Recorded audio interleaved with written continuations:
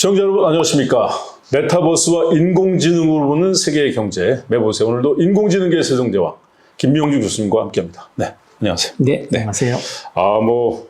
큰 사건이 있었습니다. 이제 갈수록 AI 글로벌 경쟁이 격화되고 있는데 지난 5월 13일 오픈 AI는 챗GPT의 기반 모델 GPT의 새로운 버전으로 GPT-4O를 발표했습니다. 그리고 그 다음 날이죠. 5월 14일 구글 역시 연례 개발자 컨퍼런스 구글 I/O에서 상당한 양의 새로운 AI 기술을 공개했습니다.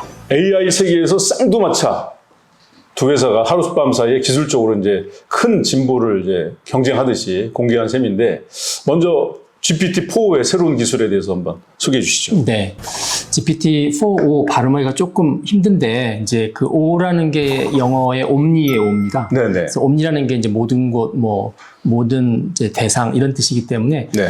이제 요즘에 AI가 멀티모달이라고 그래서 텍스트도 얘가 응대하고, 그다음에 이미지나 음성 다 응대하기 때문에, 이제 어떤 거가 오든지 AI가 다 대응할 수 있다는 의미에서 이제 4O라는 명칭을 붙인 것 같아요. 이제 그러다 보니까 안에 들어가면 이제 이전에 그냥 GPT-4라든지 4터보에 비해서는 얘가 이제 음성으로 대화하는 게 되게 빠릅니다. 네네. 속도가 굉장히 빨라서 이제 보통 사람과 사람이 대화를 하다 보면은 이 사람이 말하면 다음 사람이 말할 때까지 보통 0.32초 정도 걸린다고 그래요. 그런데 지금 새로 나온 4O 같은 거는 0.23초. 그 사람보다 더 빠르죠. 네네. 이전에 버전들은 뭐 4초, 5초 이렇게 걸렸던 건데 이제 그러다 보니까 어떤 일이 벌어지냐면 대화하다가 중간에 얘가 끼어들 수가 있습니다. 자기가 앞에 것만 이해해서 바로 끼어들 수도 있고 그래서 마치 사람들이 대화하다 보면 이제 중간에 대화를 잘라먹거나 끼거나 그렇게 하는 것들이 나타나고요.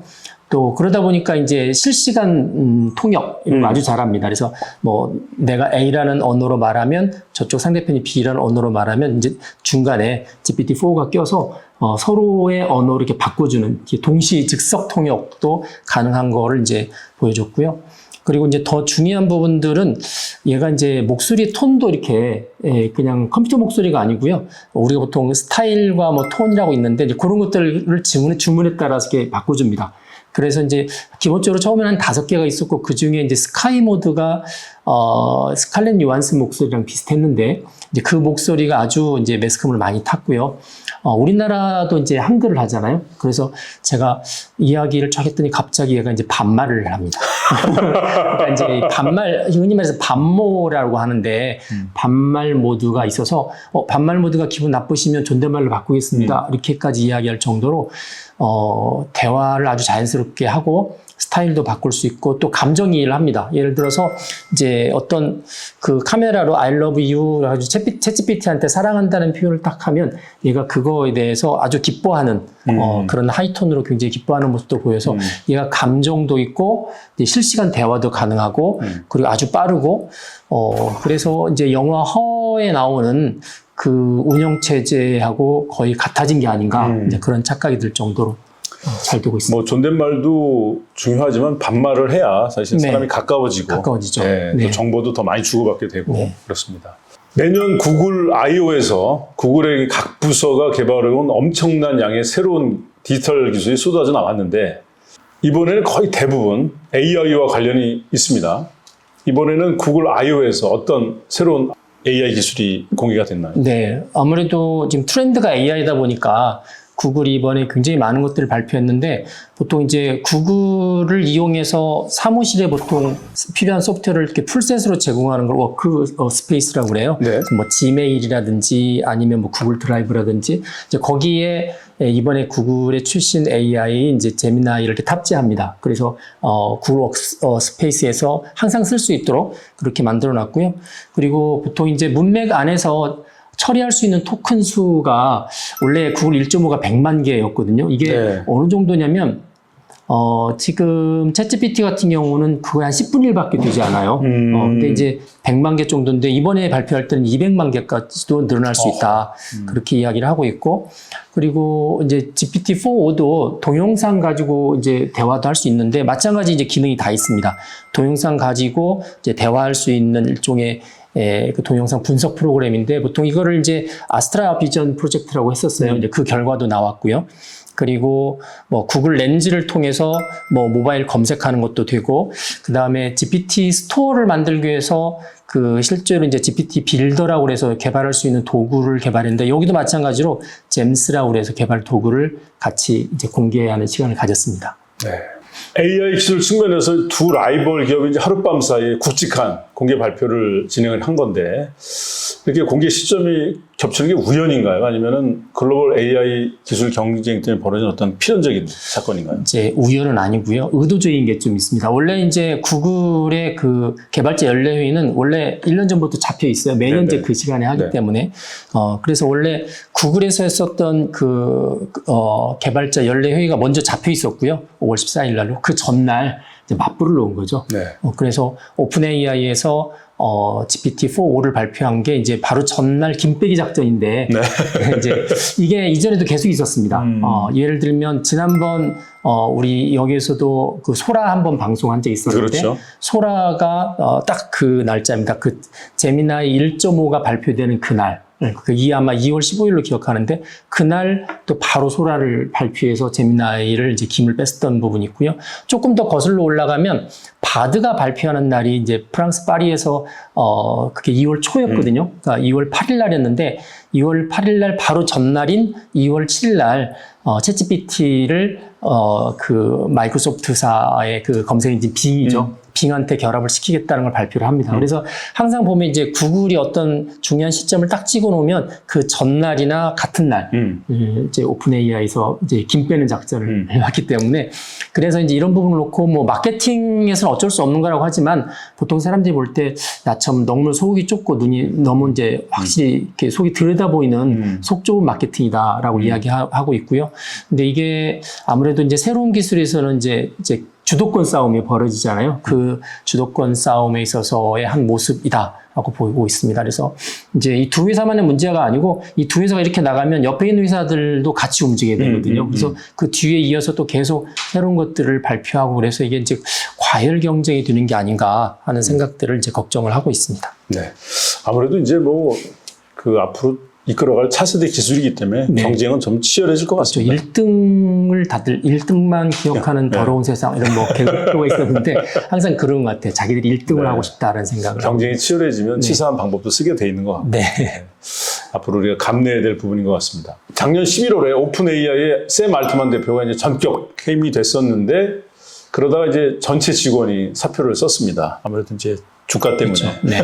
700명이 사표를 썼죠. 그래서 5일 만에 다시 샘 알트만이 복귀하는 5일 천하가 일어났는데, 이런 해임을 주도한 이사회 핵심 멤버가 이제 일리아 수츠케버 이사인데, 오히려 이분이 해임이 됐어요. 네, 해임이라기보다 이제 본인이 이제 스스로 떠났는데, 사실은 해임성 이제 보직 개편이죠. 그러니까 원래 일리아 수츠케버가 창립 멤버고요. 처음 때부터 사내 이사이면서 또 오픈 AI의 최고 과학자 직책을 맡아왔고, 더 중요한 부분은 이제 안전성과 윤리성을 전체적으로 이렇게 담당하고 있었거든요. 근데 그 안전과 윤리를 담당하고 있었던 그 파트가 있는데, 그게 이제 슈퍼 얼라이먼트라는 이제 일종의 AI 그룹입니다. 이제 그 슈퍼 얼라이먼트 팀을 아예 이번에 해체를 시켜버렸거든요. 그리고 해체시키니까 거기 있는 팀원들이 이제 뿔뿔이 한 10여 개의 부서에 흩어졌고, 이제 그러면서 그게 어떤 사인으로 와닿냐면 그만둬라 하는 사인으로 알아봤습니다. 그리고 이제 이번에 GPT-4가 발표하기에 일주일 전에 이런 이야기를 했어요. 공식적으로 오픈 AI가 이제 앞으로는 새로운 버전이 나올 때마다 지나치게 윤리적 가두리 작업을 하지 않겠다. 그런 이야기를 해서, 처음에는 제가 그 이야기 들었을 때 이게 무슨 이야기지? 앞으로 윤리를 느슨하게 하겠다는 이야기는 뭐 다른 속셈이 있나 그랬더니, 이제 일주일 뒤에 발표한 GPT-4를 딱 보는 순간, 아, 이래서 그랬구나. 이제 그런 생각이 들 정도였습니다. 그래서 이제 많은 사람들이 그만뒀고요. 가장 핵심 멤버들이 이제 다 그만뒀습니다. 그래서 여기 그 팀원 중에서는 이제 나갈 때 되게 불만이 있잖아요. 근데 그 계약서에 보니까 이게 이제 비밀 유지 계약이라는 게 다 되어 있어서, 심지어 오픈 AI에서 해고될 때 그 남아있는 이제 고용주를 비판하는 것도 하면은 계약 위반이다. 이런 일종의 이제 갑질성 그 항목들이 다 들어있어서, 이게 이제 지금 이슈에 또 올라 있는 것 같습니다. 그래서 지금 같으면은 아마 엄청난 비난들이 내부에서 나왔을 텐데 나오지 않은 이유는 바로 이 비밀 유지 계약 항목 때문에 그렇지 않을까라고 생각을 하고 있고, 샘 알트만도 자기도 몰랐다 그랬어요. 나도 몰랐다. 이런 조건이 있는 거는 내가 빨리 이거 해결하겠다. 뭐 그렇게까지 이야기를 하고 있습니다. 예. 네. 왠지 그 정치보다 더 이전 투구 느낌이 네. 나는. 이제 뭐 앞으로 매일 펼쳐질 일인 것 같아서. 네, 그 안에 직원들이 그런 이야기, 최근에 어떤 직원이, 거기 그 슈퍼 온라인 팀에 팀워 있는 사람들이 오픈 AI의 경영층이 핵심 멤버들에 대한 분열을 조장하고 있다. 그래서 지도층에 대해서 책임을 묻는 그런 이제 회사원들에 대해서 자꾸 분열을 시켜서 더 이상 적응을 못하게끔 만드는 이제 아주 나쁜 방법을 쓰고 있다. 이런 식으로 이야기를 했는데 구체적으로 어떤 건지는 아까 그 뭐 비밀 유지 계약 때문에 잘 말하지 않는데 그렇게 말했던 사실도 계약 위반이랍니다. 말을 못하게. 네. 한마디로 입 닥쳐라. 네, 그렇죠. 회사를 떠나면 비판 없이 조용히 떠나라. 뭐 이렇게 되어 있는 것 같아요. 뭐 인공지능보다 더 냉정한 경영진인 것 같습니다. 네. 그렇다면 이번에 이제 공개된 GPT-4o 안전성보다는 이제 기술 우위를 선택한 이제 공개적인 사례인데 우려가 됩니다. 그게 약간 히스토리를 보면요. 그러니까 GPT가 원래 1, 2, 3 버전이 있는데 지금 챗GPT는 3 버전에서 출발한 거거든요. 네. 3을 3.5까지 이렇게 윤리적인 가두리 작업을 했는데 그게 한 2년 반 정도 걸렸어요. 네. 그래서 2년 반 정도 걸려서 하지 말고 대답하지 말아야 될 것들을 다 걸러서 오픈한 게 챗GPT인데 아무래도 그렇게 규제를 많이 하다 보면 성능도 떨어지고요. 시간도 많이 걸리고 또 재미도 없잖아요, 사실은. 그렇죠. 그리고 이제 AI가 사람처럼 보이면 안 되기 때문에 너 적극적으로 이러이러한 거 대답하지 말고 네 감정 드러내지 말고 네가 질문하지 마. 뭐 이랬던 부분들이 있는데 이번에 GPT-4를 보면 그걸 이렇게 다 풀어놨습니다. 그래서 얘가 이제 감정 표현도 하고 그 다음에 말도 이렇게 껴들고 성능도 굉장히 좋아졌고요. 거의 뭐 이전 거보다 한 2배 정도 빨라졌다고 하는데 그게 이제 기술적으로도 빨라질 수 있도록 노력했겠지만 규제의 많은 부분들을 이렇게 풀어주면 당연히 성능이 이제 빨라집니다. 이제 그래서 여기 뭐 얀리크라는 이 안전팀의 어떤 공동 리더였던 사람들이 이제 그런 사람이 이제 그런 이야기였습니다. 지난 수년 동안에 오픈 AI에서 지켜왔던 AI 안전성을 결국은 이제 그 잘 나가는 제품을 위해서 희생시켰다. 이제 그렇게 경고를 했었던 부분들이 있어서 저는 이제 이렇게 보면은 기술이 그동안에 몇 달 동안에 엄청나게 진보했다기보다는 오히려 지금까지 가둬놨던 윤리적 가두리를 터놓으면서 마치 진보한 것처럼 느끼도록 사람과 비슷한 AI 특성들을 살려놨다. 저는 이제 그렇게 보고 있습니다. 네. 제가 개인적으로도 굉장히 좋아하는 스칼렛 요한슨이 오픈 AI를 대상으로 퍼블리시티권 침해 소송을 진행하는 것으로 알려졌는데, 뭐 이것도 역시 오픈 AI에게는 이제 굉장히 부담스러운 비윤리적인 사건이 될 것 같습니다. 그렇죠. 어떤 내용인가요? 뭐 퍼블리시티권은 우리나라에서는 잘 알려지지 않았지만 미국은 명확하게 명시되어 있습니다. 네. 그 사람의 목소리나 얼굴이나 뭐 이런 것들을 경제적 목적으로 쓸 수 있는 권리거든요. 근데 이제 여기 보면은 이제 음성으로 이제 채팅을 할 수 있다고 그랬잖아요. 네. 그 음성 서비스가 한 5개 정도 처음에 공개됐는데 그 중에 스카이라는 이름의 음성 서비스가 바로 이제 스칼렛 요한슨의 목소리를 학습시킨 거다. 누가 들어도 스칼렛 요한슨의 목소리다라고 네. 이야기해서 본인이 이제 이의 제기를 했고요. 그랬더니 이제 오픈 AI에서는 아니다, 이건 전문 성우를 써서 한 거기 때문에 전혀 아니다라고 했는데 이제 문제가 벌어진 게 이 이야기가 나오자마자 스카이 목소리가 사라졌습니다. 이제 회사에서 감췄던 거고요. 그리고 이제 스칼렛 요한슨이 그런 이야기를 했거든요. 요거 오픈하기 9개월 전부터 샘 알트만이 자기한테 연락을 해서 목소리 쓸 수 있도록 해달라고 그랬는데 본인이 거절했다. 그런데 이번에 이제 오픈하기 이틀 전에 다시 연락이 왔다. 다시 연락이 와서 다시 한번 목소리를 쓸 수 있도록 부탁을 했는데 자기가 또 거절했다. 그럼 이틀 전에 연락할 정도면 이미 자기 목소리 가지고 어느 정도 해놨을 거라고 이제 본인은 생각을 한 거죠. 그래서 이건 아마 소송에 들어가게 되면 뭐 과거에도 뭐 여러 사람들이 목소리 소송권이 있었는데 이제 뭐 배티 미들러라든지 아니면 톰 웨이츠 같은 네. 경우도 소송 걸어서 이겼거든요. 그래서 이긴 사례가 있기 때문에 이 경우도 아마 이길 거다라고 생각을 하고 있습니다. 그래서 지금 오픈 AI 입장에서는 또 다른 걱정거리가 바로 이제 퍼블리시티권 이제 하나 부각이 된 것 같습니다. 무슨 세계적인 스타 스칼렛 요한슨을 상대로 네. 이런 거의 양아치 같은 짓을 그게 영화 허에 보면 이 샘 알트만이 지금의 챗GPT의 기능이 영화 허에 나온다는 이제 운영체제 사만다하고 거의 비슷해졌다. 네. 이런 걸 여러 번 자랑을 했거든요. 그런데 그 사만다 목소리가 스칼렛 요한슨입니다. 그러다 보니까 영화 허에 나오는 그 목소리를 분명히 이제 똑같이 계속 강제해왔기 때문에 그 목소리의 서비스를 준비했을 것이다라고 다들 심증을 가지고 있고요. 그리고 아까 이제 전화 연락했다는 것도 봤을 때 뭐 9개월 전은 그렇지만 오픈하기 이틀 전에 연락 와서 해달라고 했다는 이야기는 이미 뭔가를 했다는 걸로 되게 볼 수 있지 않을까 보는 거죠. 그 스칼렛 요한슨의 루시라는 영화 제가 굉장히 좋아했는데 그 영화에서 굉장히 황당한 일을 당하는데 네. 거의 그런 수준의 아, 네. 황당함을 느끼는 네. 것 같습니다. 예. 지난 5월 21일 우리 정부가 이제 영국 정부가 공동으로 주최한 AI 서울 정상회의가 열렸습니다. 여기에서 안전하고 혁신적이고 포용적인 AI를 위한 서울 선언, 이 서울 선언이 이제 채택되고 그리고 부속 선언이죠. AI 안전 과학에 대한 국제 협력을 위한 서울 의향서를 발표했습니다.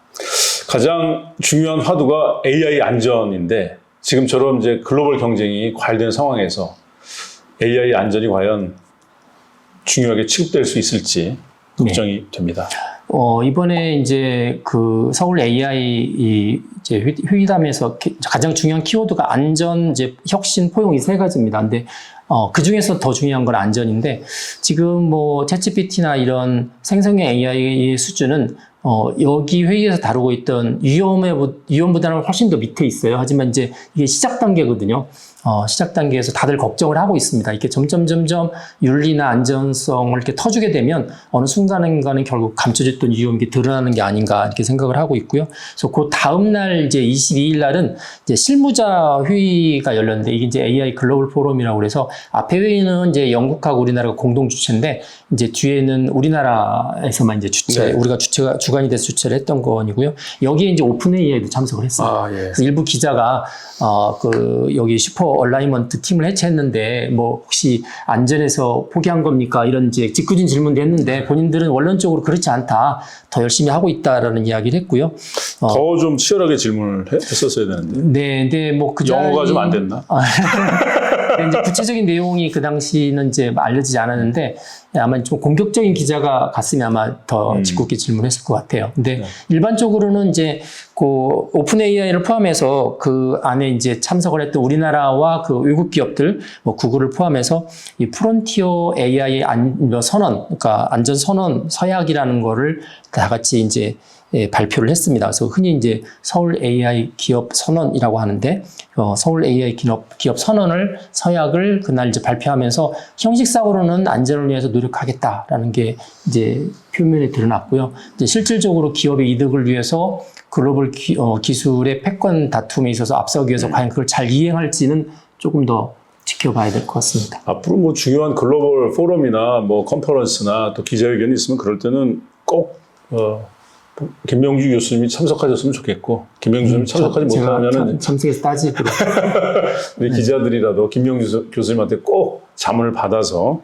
질문했으면 좋겠습니다. 그러니까 이번에 뭐 여러 가지 회의 성과들이 있는데 특별히 우리나라 같은 경우는 이제 안전과 관련돼서 AI 안정성 연구소를 만들기로 했어요. 그래서 이제 그 논의가 지금 최근에 본격적으로 돼서 이제 만들어지면 뭐 영국에 있는 같은 연구소와 이렇게 호환성도 있고 이제 AI가 안전한지 않은지 이제 체크를 할 수 있을 것 같습니다. 네.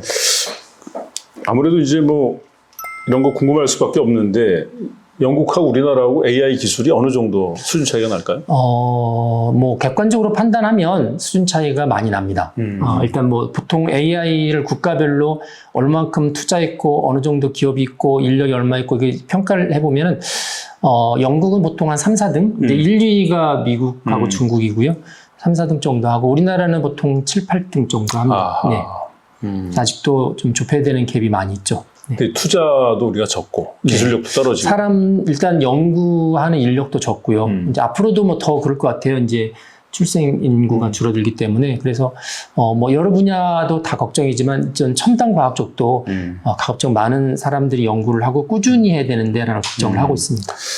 영국 프리미어 리그하고 K리그하고 그 격차처럼 점점 벌어질까 봐 걱정이 됩니다. 네. 그거에 비유하니까 갑자기 확 와닿는 것 같아요. 축구만 볼 게 아니고 AI 기술에 있어서도 우리가 영국 프리미어 리그 이상으로 갈 수 있도록 노력해야 되겠다는 생각이 들고 그리고 하여튼 뭐 안전을 등한시하는 AI 기술 정말 인류에게 축복이 아니라 재앙인데 네. AI가 잘못된 길로 가지 않도록 우리 인공지능계 세종대왕 김명주 교수님과 함께 AI가 좀 이렇게 잘못 갈 때는 곤장도 때리고 줄이도 틀고 뭐 이렇게 해서라도 막아야죠. 안 그러면 정말 그 재앙이 네, 너무 누군가는 크니까. 쓴소리, 바른 소리를 해야 될 것 같고요. 네. 뭐 그런 목소리 중에 하나를 좀 보태서 조금이라도 더 오랫동안 AI가 도움을 줄 수 있도록 이제 그렇게 노력을 하겠습니다. 네, 내보석에서 마치겠습니다. 고맙습니다. 감사합니다.